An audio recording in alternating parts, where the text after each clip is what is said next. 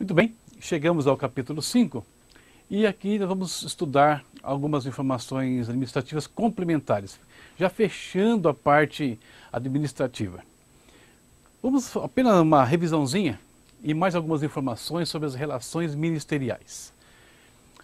No capítulo 4, no tópico 1, item 2, estudamos acerca das categorias ministeriais e de como estas compõem o Ministério Oficial Quadrangular.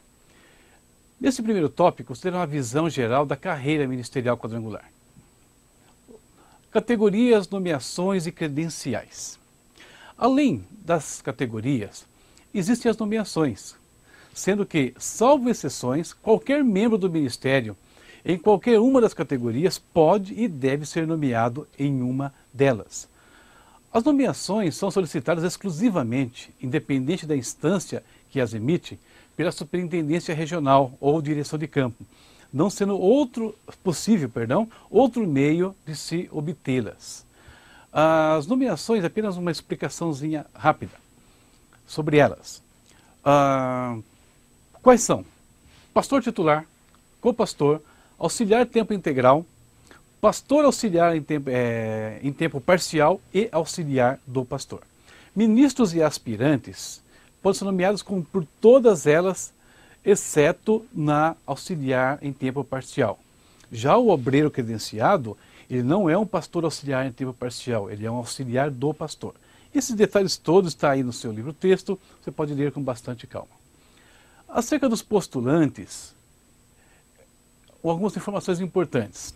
O postulante percorre um caminho de 6 anos, desde o ingresso até a categoria máxima do Ministério Quadrangular, e desde que ele preencha todos os pré-requisitos ao longo dos anos. Os requisitos básicos variam entre as categorias e são ajustados anualmente caso surja alguma novidade, alguma situação nova no âmbito eclesiástico e até mesmo no âmbito secular, como, por exemplo, a mudança de um determinado documento. Quais são as etapas que o postulante deve cumprir para ingressar ou ascender no Ministério Quadrangular?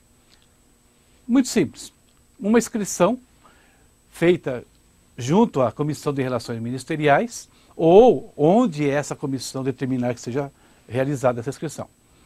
Vai passar por uma entrevista regional, vai passar por uma avaliação escrita. Se aprovado nessa primeira etapa, o candidato deve apresentar a sua documentação à comissão e essa documentação, que varia entre as categorias, vai ser analisada pelo Conselho Nacional. Estando em ordem, ele será acatado o ingresso ou a ascensão. Não estando em ordem, esse processo é indeferido. E importante, feito tudo isso, existe uma etapa final que é a apresentação ou consagração dos ministros na convenção estadual. Se o candidato não comparecer à cerimônia, não for apresentado à plenária da convenção estadual, o seu processo é indeferido e ele deve tentar novamente numa etapa futura. Falar um pouquinho sobre a base legal da IEQ. Já aprendemos em capítulos anteriores que a Igreja do Evangelho Quadrangular é uma pessoa jurídica devidamente registrada no Cadastro Nacional de Pessoas Jurídicas. Porém, para que isso acontecesse, a instituição obrigatoriamente precisou elaborar o seu estatuto e o seu regimento interno, sendo aquele peça importante para o registro nacional. O que é o estatuto da igreja? O que é um estatuto, por assim dizer? É um conjunto de normas jurídicas acordada pelos sócios ou fundadores que regulamenta o funcionamento de uma pessoa jurídica, seja esta uma sociedade ou uma associação ou até mesmo uma fundação. Regimento interno. O que é o regimento interno? É um conjunto de regras estabelecidas por um grupo para regulamentar o seu funcionamento, podendo ser usado em diversas atividades, nos mais variados campos, seja no poder público, seja na iniciativa privada. Tem uma importância bastante destacada nos tribunais. É uma norma interna, não aplicável a pessoas não pertencentes a essa organização, pois não tem o caráter de lei de cumprimento obrigatório a todos. Temos ainda a declaração de fé, que é o terceiro elemento em nosso estudo da base legal da Igreja do Evangelho Quadrangular. É o seu credo, por assim dizer. A declaração de fé é estudada mais pormenorizadamente na disciplina Evangelho Quadrangular E aqui no livro texto você encontrará apenas os títulos doutrinários contemplados na mesma. Fechando ainda a questão administrativa, quero falar um pouquinho sobre o Sistema Nacional de Gestão Administrativa. Aquele sistema que, como nós vimos lá no início dos nossos estudos, foi criado em 2001. Ao longo do nosso estudo, já aprendemos sobre essa importante secretaria, que é a Secretaria-Geral de Administração e Finanças, criada em 99. E o sistema que ela criou, que ela elaborou junto com os demais membros da equipe e profissionais, executa algumas atividades. Primeiro, gestão dos cadastros das entidades e Ministério Oficial. A gestão dos cadastros nacionais, e entenda-se como tais o cadastro dos conselhos estaduais, das regiões, dos campos missionários, das igrejas locais, do Ministério Quadrangular, é de exclusividade do Conselho Nacional de Diretores. Porém, essa gestão está sendo compartilhada com os demais órgãos e até mesmo com o membro do Ministério nos últimos anos.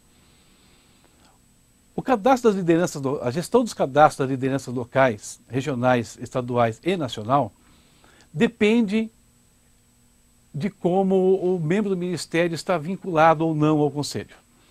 Quando os tais líderes exercem funções concomitantemente com o exercício do Ministério Nacional, a gestão dos seus dados é compartilhada com o Conselho Nacional de Diretores nas formas acima estudadas. Quando tais líderes são leigos, a gestão é exercida somente pela administração a qual está vinculado, cabendo ao Conselho Nacional apenas a guarda dos dados no sistema geral. Membresia. A gestão da membresia é de exclusividade da administração local, cabendo ao Conselho Nacional apenas a guarda dos dados no sistema geral. Administração geral. Ela tem como uma de suas responsabilidades gerir as informações financeiras e cadastrais da instituição. E isso é realizado por meio de duas ferramentas básicas, o sistema contábil e o sistema de cadastros.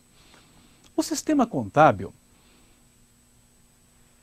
tem algumas características importantes. Primeiro, ele é um sistema único de contabilidade da IEQ. É um software que opera via internet, ou seja, todos os contadores, todos os seus usuários usam essa ferramenta por meio da rede mundial. Ele permite a contabilidade da quadrangular em tempo real, ou seja, no momento que um contador lança um valor lá no Amazonas, no interior do estado do Amazonas, simultaneamente o Conselho Nacional está recebendo essa informação. Quanta diferença em relação àquele período anterior que falamos que demorava 60 dias para o Conselho ter uma informação. Hoje essa informação ela é online em tempo real. Acesso ao sistema. O acesso ao sistema se dá mediante cadastramento. Contadores, superintendentes precisam se cadastrar, ter um login e ter uma senha para poder acessar essas informações. Importante. Cada instância acessa somente as suas informações. O único que tem acesso a todo o conjunto de dados que são imputados no sistema é o Conselho Nacional. Base legal desse sistema. O Sistema Geral de Administração e Finanças está previsto no Estatuto e no Regimento Interno. Portanto, é uma obrigatoriedade para a administração da Igreja Quadrangular em todo o Brasil. Não é opção. Além disso, foi desenvolvido dentro das normas brasileiras, atendendo à legislação nacional quanto às regras administrativas e contábeis. Com isso, nós fechamos aqui o capítulo 5, tá? E encerramos dentro do nosso livro-texto a parte administrativa. Capítulo 6, a seguir, falaremos sobre o plantio de igrejas.